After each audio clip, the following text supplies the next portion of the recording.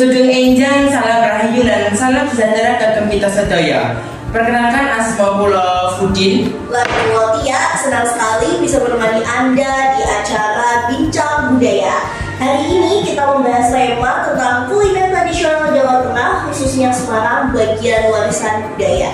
Indonesia memiliki ribuan makanan tradisional yang menjadi identitas setiap daerah. Salah satunya kota Semarang sebagai ibu kota Jawa Tengah juga memiliki berbagai kuliner khas yang terkenal hingga berbagai daerah bahkan mancanegara. Kuliner bukan hanya sekedar rasa, tetapi juga mengandung sejarah, nilai budaya, dan bagian dari kehidupan masyarakat. Untuk membahas hal tersebut telah hadir 3 narasumber yang akan menemani di waktu kita. Sugeng Enjang, Mbak Yolanda, Mbak Zelfa, Mas Tegar. Sugeng Enjang, matur suwun. Oke, lanjut aja di ngobrolin aja dulu. Selanjutnya, ini mengenal kuliner khas Semarang nih teman-teman. Pertanyaan pertama untuk Mbak Yolanda.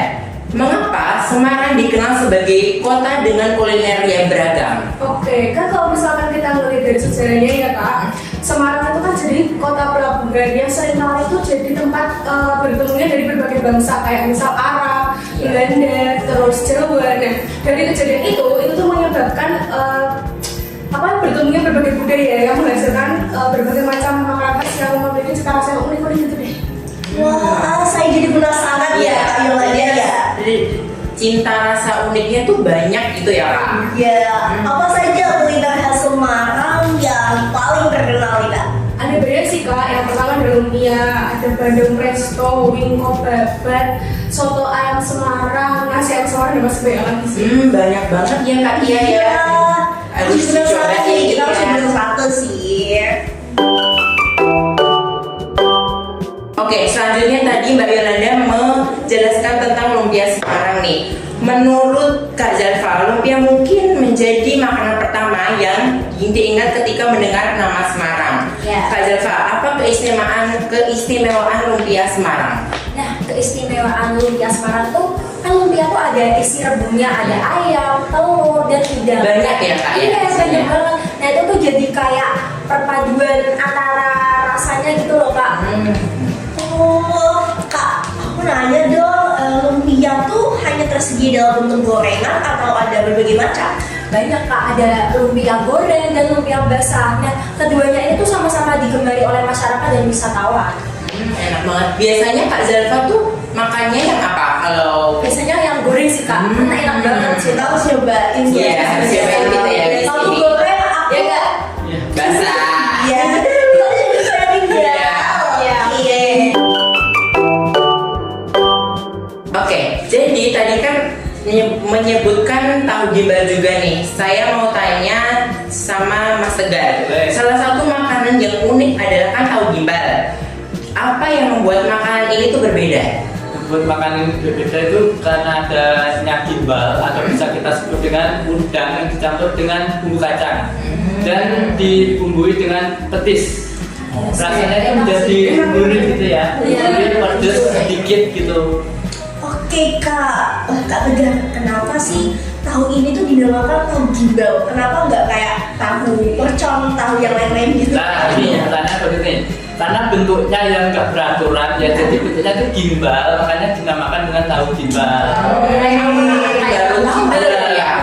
Iya, jadi saya penasaran ya. Jadi ternyata banyak berbagai macam makanan kuliner khas yang di Semarang. Mbak Tia, kamu penasaran nggak sih habis ini kita mau bahas apa? Ih, penasaran banget sih Mas. Oke. Apa aja sih di antara semua tadi ada bertahu gimbal, Ada berbagai macam. Langsung Oke, aja nih, selanjutnya Mas. ya. Aku mau tanya ke Mbak Yolanda lagi nih. Bandeng presto juga menjadi oleh-oleh favorit di Semarang. Apa itu keistimewaannya kalau boleh tahu? Karena kan bandeng presto kan dimasak pakai panci yang bertekanan tinggi atau presto kan, jadi sehingga tuh si durinya tuh makin lunak sama bumbunya tuh juga makin resep. Jadi cocok banget sih kalau misalkan mau dijadiin oleh-oleh buat orang tua atau anak kecil. Itu enak sih. Praktis sebagai oleh-oleh. Oke, bagus. Kenapa sih banyak wisatawan atau kenapa wisatawan oleh-olehnya tuh membeli membelinya tuh Bandung Presto? Karena kan tadi kan rasanya juga enak ya, karena kan dimasaknya kayak presto itu. Terus cocok banget nih buat misal kalau dibawa ke misal calon mertua gitu kan. Bisa Bisa dicoba.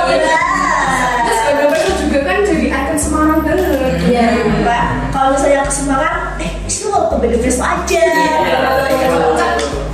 Itu yang dekat Tugu Muda itu nggak sih? Iya, daerah Bandung. Iya, Iya. itu pas banget sih di situ. Kita udah sana ya nyobain. Cobain. Apalagi kita ini anak kos ya. Iya sih. Cobain kita yang praktis-praktis kayak gitu. Oke, untuk sesi selanjutnya ngobrolin aja dulu. Kita akan membahas nilai budaya nih Kak Tia. Iya, Penasaran budaya. banget nggak? Penasaran banget dengan budaya di Semarang ya. Oke, aku akan tanya Kak Zalfa nih. Boleh. Mbak Zalfa dong. Oh iya, Mbak Zalfa, sorry. Oke, mengapa makanan tradisional bisa disebut sebagai warisan budaya? Karena tuh resepnya tuh diwariskan turun temurun generasi ke generasi selanjutnya. Selain itu tuh makanan tradisional tuh mencerminkan sejarah, identitas di masyarakat suatu daerahnya itu. Oke, berarti bukan sekedar soal rasa ya. Betul, di balik setiap makanan tuh ada ceritanya Kak, ada sejarah dan nilai budaya yang perlu kita jaga. Benar. Juga ya ceritanya itu. Ada maknanya. Simbol. Simbol. Berarti kalau misalnya contoh Bandung Presto tuh ada maknanya, ada simbolnya, ada. Kita harus tahu nih, apalagi kita anak kantongan ya. Apalagi pakai batik-batik itu ya. Iya, Indonesia banget nih bajunya nih. Indonesia love.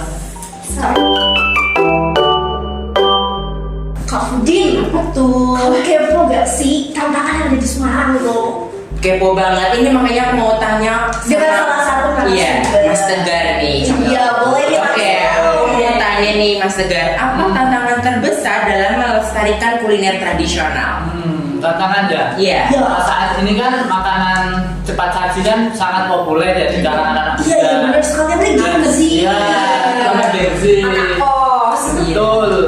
Dan mereka rata-rata tuh sudah melupakan makanan tradisional. Ya, Mbak. Iya, Bener sih, kebanyakan Gen Z itu kayak gitu, kayak lupa sama makanan tradisional. Di kafe-kafe biasanya pada sukanya. Iya. Iya sih. Oh Kak, bagaimana sih cara mengatasinya? Nah, cara mengatasinya itu gampang sebenarnya. Dengan cara membuat konten yang menarik di media sosial. Boleh dilihat festival gitu ya. Festival, pokoknya bikin acara kuliner tapi yang bergaya Gen Z gitu. Oke, menarik gitu ya sama dia. Kayak street food gitu lah. Iya, benar sih. Yang ada kayak lucu-lucuannya juga. Oke. Menarik ya. Oke, ini Mas Udin, aku jadi penasaran sama setelah diterangkan dengan Mas Tegar tantangannya. Selanjutnya kita membahas apa Oke, nih? abis ini tuh saya mau tanya peran generasi muda. Oh iya. Aku mau tanya, menurut Mbak Yolanda, apa yang bisa dilakukan untuk generasi muda? Kan saya sendiri juga generasi muda atau generasi Z ya Kak. Jadi kita tuh bisa mulai dari hal kecil dulu, kayak misal punya keinginan lah buat misal nyoba makanan-makanan khas di daerah sendiri, terutama daerah Kota Semarang. Oke. Habis itu juga bisa belajar memasaknya, bisa nyoba buat kenal-kenalin ke teman-teman atau wisatawan dari luar negeri atau luar kota gitu sih. Bisa itu. Oke. Menurut Kak Yolanda, media sosial tuh membantu nggak sih? Membantu nggak sih? Sangat membantu dong, karena kalau misalkan dari orang luar kota atau luar negeri pun tahu makanan khas tentang daerah Indonesia atau dari beberapa kota gitu kan dari sosial media kayak misalnya TikTok, YouTube, Instagram. Berarti sangat membantu sekali ya, Kak? Ya, sejujurnya kan saya kan dari luar Jawa ya. Oke. Jadi saya Sherlock di mana tempat makanan. Oh ya, bisa sih kayak Khas gitu. Semarang. Biar kalau keluarga berkunjung ke sini bisa. Iya, betul sekali. Oke, Kayak oke. kemarin kita kan dari luar Jawa Iya. ya. Oke nih Mas, ini udah di ujung acara nih Oke. ya. Penasaran nggak? Aku selanjutnya nih pertanyaannya. Penasaran banget, habis ini sih siapa sih Mbak? Ini sesinya tempat kuliner favorit dan kuliner favorit. Nah, kita sudah sampai di sesi terakhir dan tadi kita membahas berbagai kuliner khas Semarang. Saya jadi penasaran ya kakak ya. Kalau sudah berada di Semarang, biasanya kalian paling suka berburu dulu kuliner di daerah mana? Kak Yolanda. Nah, mungkin dimulai dari saya dulu ya kak. Kalau saya sih paling suka di kawasan Simpang 5 ya. Karena di sana tuh makanannya juga komplit, makanan khas, ada yang berat, ada yang cemil-cemil gitu. Apalagi kalau misalnya kalian datangnya di hari Minggu, malam Minggu. Rame banget itu pasti. Pasti tuh.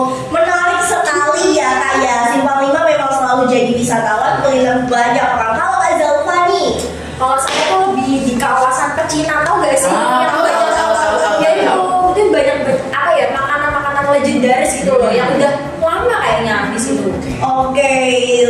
Wah, Pecinan memang terkenal dengan kuliner yang beragam. Kalau Kak Tegar sendiri, tempat Kalau favorit saya di mana? pribadi, Ya. saya lebih suka di kawasan Kota Lama. Kota Lama. Karena suasana Iya, banget tempatnya sih. iya, betul-betul yang koran itu ya.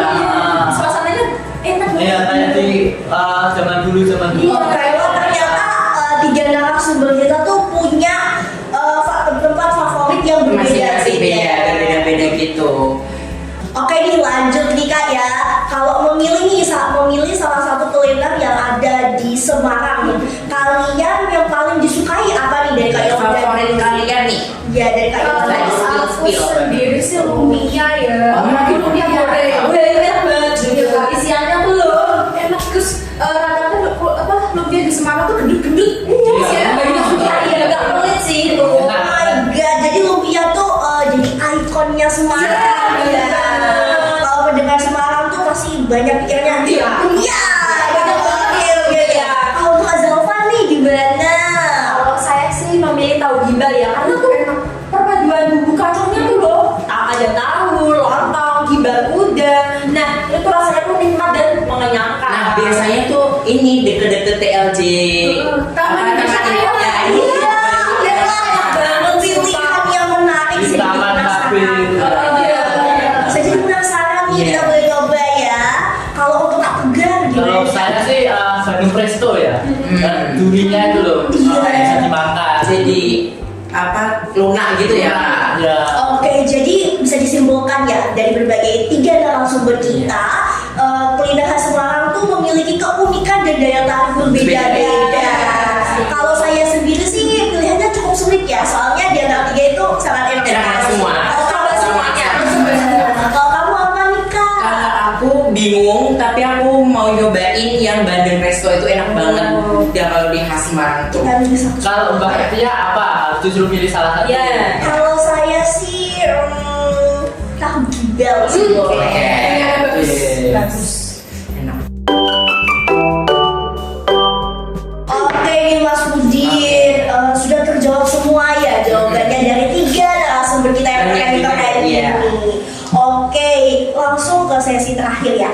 Harapan untuk kakak-kakaknya terhadap kuliner tradisional di masa depan gimana nih Kak? Dari Kak Yolanda dulu. Semoga bisa semakin dikenal oleh masyarakat Indonesia dari pulau-pulau lain, bahkan ke kota-kota lain ya Kak. Iya. Dan juga bisa ke wisatawan mancanegara gitu sih.